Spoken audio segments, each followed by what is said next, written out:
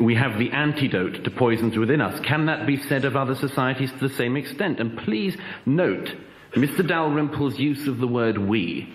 It was we when it was people carrying out massacres in the West, in the past, your forebears.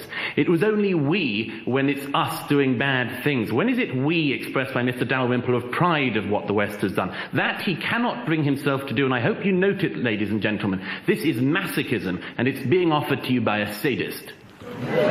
Welcome to Douglas Murray Speaks, where we showcase the best of Douglas Murray spitting facts and taking names. Here, Douglas gears up for his most urgent task yet, to cross swords with the forces from within and without that would seek to undermine the West's confidence in its own values, and by so doing, destroy our civilization. Thankfully, figures like Douglas stand at the front line representing and saying what we, the silent majority, think and believe, even as that runs up against the agenda of those in power. Watch now as Douglas strikes at the heart of the hypocrisy of the privileged elites that decry the West while simultaneously taking for granted the rights and freedoms it affords them. You don't have to go very far in Britain, or the West in general at the moment, to find people's unwillingness to assert the superiority of their values. But they know the superiority of their values because they live with the superiority of their values. I talk at a lot of campuses, and I was at one last night in London where a student got up and started protesting because I had said that an Islamist government was of itself a bad thing, which I think it is. I just said to this student, and it's not a hard question you'd have thought to ask, I just said, well, name me one Islamist government state that you would want to live in. And this is a serious question, ladies and gentlemen. It is also a personal question, and one which, if people were honest, they would admit is personal. As a gay man, there's not a country that's run by Muslims which I could live in. One of my best friends is in hiding again tonight, Dayan Hassi Ali, because of what she says, and she'd be killed if she went to any Muslim country. And I think that matters. And I think the way in which this affects our personal lives does matter, and we should not ignore it. We have the great blessing of living under this system, and we take it for granted, and we spit on it, and we can because we're living in that freedom. But I beg you, ladies and gentlemen, not to pretend that that means that we shouldn't assert the superiority of that system, because that is what it is. It is a superior system. Back to Douglas in a sec. As Douglas rightly points out, the only reason people in the West can denounce and criticize the West is because they live in the West.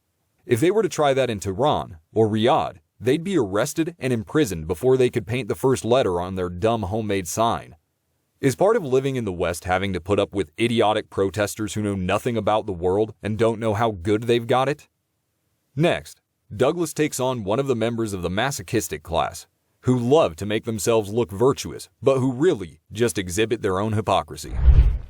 And a culture, if there is such a thing as a cohesive Western culture, which gave the 20th century 2 world wars, in which nearly 100 million people died, in which 6 million people were sent to death camps, by the Germans and many more by the Russians. A culture which can do that really must be superior if it can point a finger at others and claim its moral superiority. And Mr. Glass treated us to a textbook example of Western masochism. And I know some people in the hall enjoy that, because some people laughed and clapped when he cited Western civilization and epitomized it by what? World War, Nazism, Abu Ghraib, Guantanamo. Ladies and gentlemen, if you believe that the West should be treated and regarded only as something which is treated by its lowest moments, and believe that all other cultures and all other civilizations should be treated only by their highest moments, you're already putting in an unequal challenge here. Back to Douglas shortly. As Douglas rightly states, every country is guilty of horrors. But that has to be weighed against the good that culture has brought into the world. And objectively speaking, without the self-loathing masochism that so many Westerners are culpable of, the West has done far more good for the world than bad. Why does it pain so many leftists who admit this? Why are they so intent on bringing down the one civilization that has successfully realized the rights that they claim to strive for? Next, things get heated as Douglas clashes with a Muslim on the panel about whether reformers of Islam are truly committed or just paying lip service to reform while seeking to carry on their barbaric practices. We are for principles, rule of law, equal citizenship, accountability, universal suffrage and separation of power. These are the indisputable principles, but let the people find their model. Don't come with your model to impose it onto them. Okay.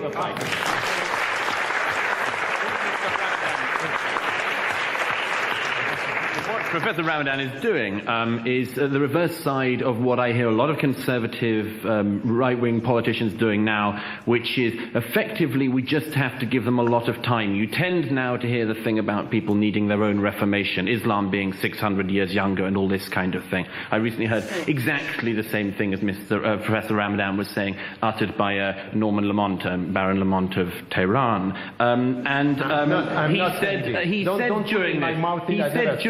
He said exactly the same thing, but they need time. Tariq Ramadan said it's going to take time. How much time, ladies and gentlemen? I don't think we have time. And I would beg Professor Ramadan to go around the Muslim world explaining to women in Saudi Arabia they can look forward to freedom in 600 years' time, and that gay people in the Muslim world can look forward to having their first meaningful relationship 6 centuries from now. So send the troops, please. Send the troops in Saudi Arabia, not in Iraq and not in Iran. In Saudi Arabia, do it and promote them. Promote Saudi Arabia, not Iraq. Why are you not asking the troops to go to Saudi Arabia? Because of geostrategic... Just one moment, please. Look, We'll be returning to Douglas shortly. Douglas is spot on here. As Westerners, we should proudly assert the values that make us who we are, and call out all behaviors and ways of life in the world that go against those values. To do so is not being intolerant. Rather, it is precisely the fight for tolerance. Is tolerance of intolerance a form of tolerance or intolerance? Can we assert our beliefs while not imposing them on others? Next, Douglas goes up against another Western masochist who cannot abide the West asserting the dominance of its own values. it's not about Islam, as the lady said so rightly at the back. What about Buddhism? What about Confucianism? All these other systems.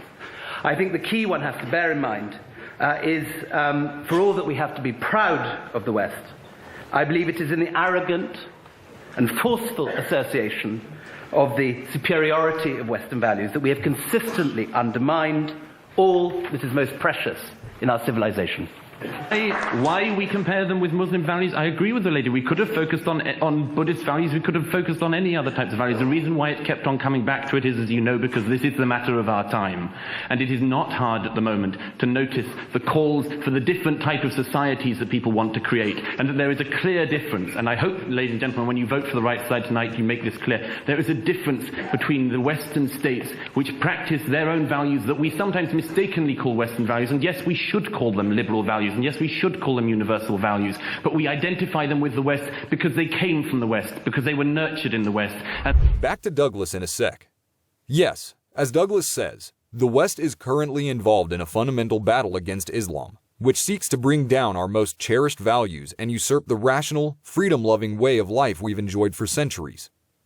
Can we summon the same strength that we historically had to fight against this culture from without, to now fight against it from within? Finally, Douglas reminds us that we are engaging in this fight not just for ourselves, but for every single human being across the globe who longs for a better life and a brighter future. If we do not assert our values, ladies and gentlemen, who will? Who will assert them across the Muslim world? Who are the reformers in the Muslim world going to look to when they want to see and desperately need separation of church and state? If we do not say, if we do not assert and state that we believe that is the best way to live, who is going to do it in the Muslim world? Who is going to feel emboldened to do it? And Urshid Manji said a few weeks ago when she was in London, said this: if you give up on us, if you give up on yourselves, people like me are dead. And ladies and gentlemen, I think we should take that call seriously. To assert the superiority of Western values is to state the obvious. It's to have faith in ourselves, and it's to have faith in other people. Thank you. If you enjoyed this look into the mind of Douglas Murrey, please hit the like button. Give us your thoughts on the issues discussed in this video in the comments.